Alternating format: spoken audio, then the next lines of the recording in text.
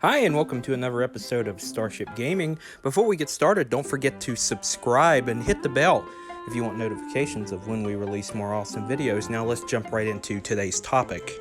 So, a few days ago, I was discussing with a friend about the Polymega system, which, as you may or may not know, is a new console that will be able to play/emulate older video games. And one thing that one of my friends brought up was, well, here's his exact words: dude, Polymega is going to be a big problem for Retron. So that's the subject of today's topic: Polymega versus Retron. So let's start with Hyperkin's Retron. So they've been around for quite a while at this point. And when they first started, the very first thing that they released was the Retron, also known as now the Retron 1, which played NES games. Eventually we got the Retron 2, which plays NES and SNES games, or, you know, if you want to use letters, NES and SNES games. I'll just use that abbreviation from here forward. And then, of course, we hit the Retron 3, which played NES, SNES, and Sega Genesis games, which I've owned a Retron 3. Didn't have a very good experience with it. The NES slot broke in it, like within 6 months of owning it. I eventually bought another one, but, you know. We didn't have a Retron 4. Reason why is it was a prototype, because we skipped straight to the Retron 5, which plays a bunch of different stuff. Now let's look at the Polymega. It has a disk drive built in, but it can't play cartridges unless you buy a module, which the modules are sold separately. If you haven't seen my last video on the Polymega, go back and watch that. It'll pretty much explain to you everything, the basics about the Polymega. If you know, watch that before continuing on with this video. So, yeah, you got a console that you have to buy modules individually to plug it in. Now, the thing me and my friend were discussing, Polymega versus Retron, how would it play out? Well, you have to remember, Retron is a very big player in the retro gaming market right now. They have a couple, from what my understanding, they have a couple projects in the works. I know there's a Nintendo 64 they have in the works. It was announced last year in 2019. Still haven't heard anything on it yet.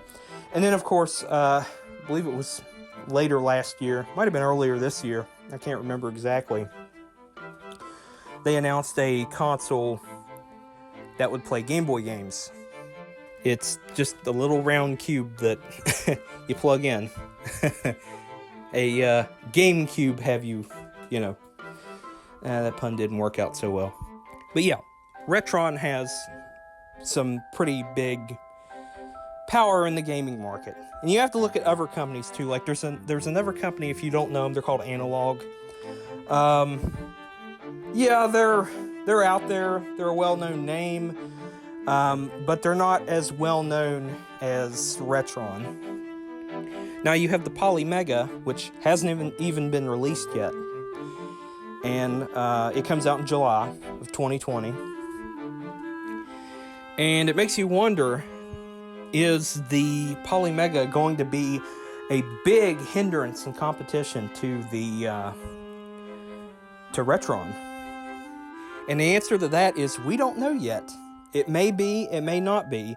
You have some companies that release a competing product and then they take on a life of their own.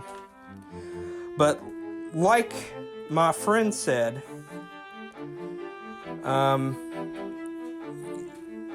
the whole retro gaming thing, there's two separate markets, which they can coexist peacefully. It is possible. It may be that the sales for both of them are very healthy and that they don't interfere with each other. That may be the case.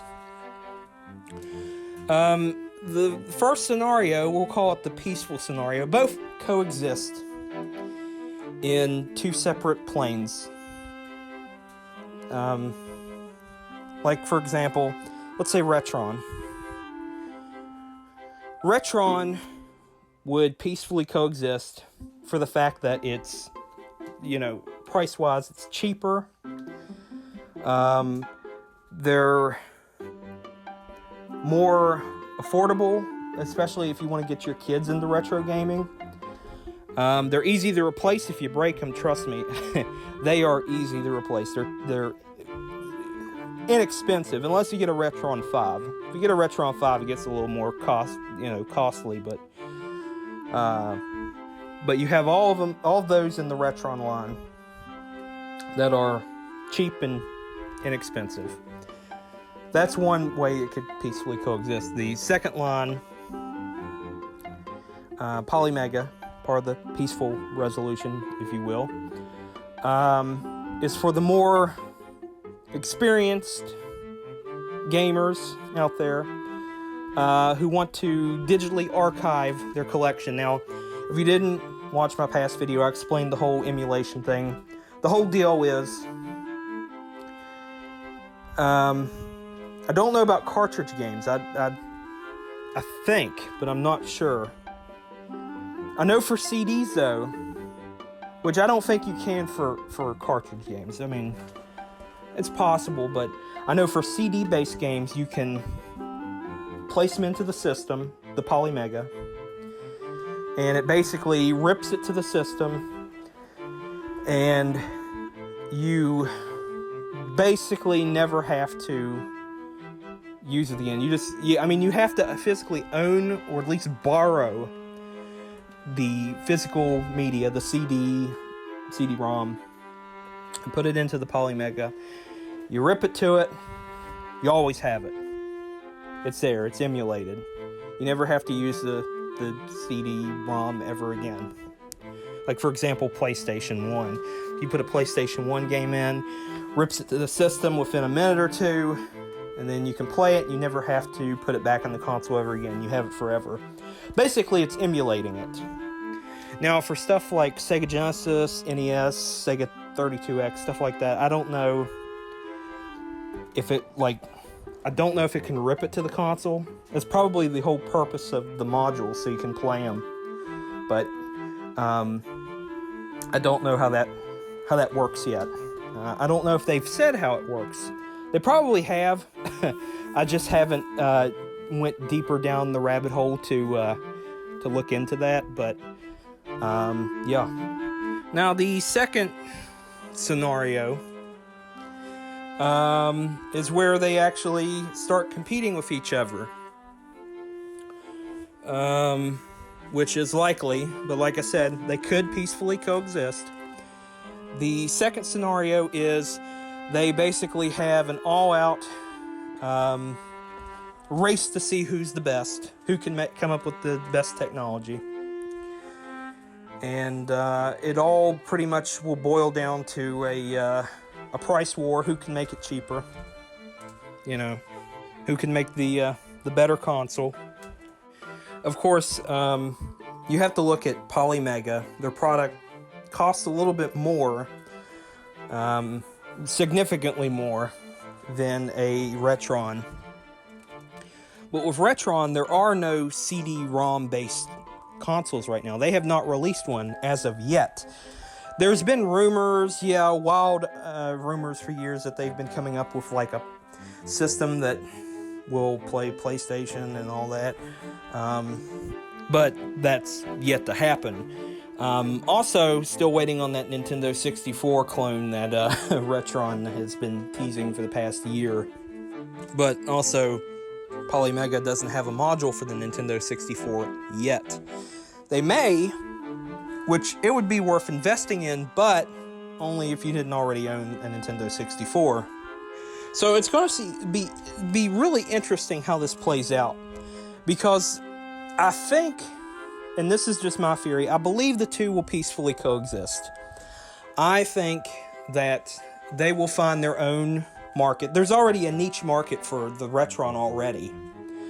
And it's mostly adults who grew up playing them, or they're, adults, or I should say older adults, grandparents buying them for their grandkids, introducing them to the older games and whatnot. But I think both will exist in their own right peacefully. Simply for the fact that it gives you more options for gaming. Personally, I only own a Retron 3, and I do own a Retron 1, but I haven't used it in a long time. And, they're fun. They're just, I never use them. Not that much. I prefer the original. I'm the kind of person that prefers the original hardware. I very rarely use my Retron 3 unless I have to or it's convenient, but I try to use the original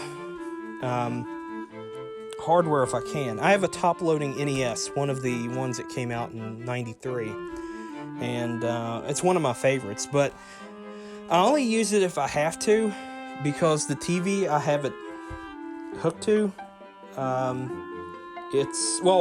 here's the thing, the top-loading NES was RF only, so you only had an RF cable. You couldn't use, without an adapter, you couldn't use the RCA cables.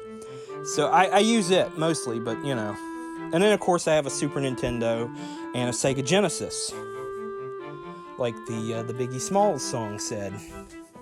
Super Nintendo, Sega Genesis. When I was dead broke, man, I couldn't picture this. There we go. And that's actually a fact. I never thought I'd own both. But, when I was a kid, you see all these game consoles and you're like, I want these. And I think the reason that collectors buy today, while they collect stuff, is because they couldn't have it when they were kids. That's a lot of the reasons. Like, you have toy collectors. The reason that they buy all these toys is because they're ones that they either had when they were a kid or couldn't afford and they always wanted. And the same thing goes with video game collectors. Especially me. I have a large PlayStation 1 collection. I am a PS1 nut. I love PS1. And I had probably, I'm going to say 30 games left over when I was a kid. I sold a few over the years. A few of them got lost. I'm pretty sure my neighbor, he probably took a few before he moved back in like the mid-2000s. I collect a lot of PS1. And the reason I collect them is a lot of the titles I wanted when I was a kid, but never bought for whatever reason. Mostly money issues. My parents were the kind of people that they like to save money.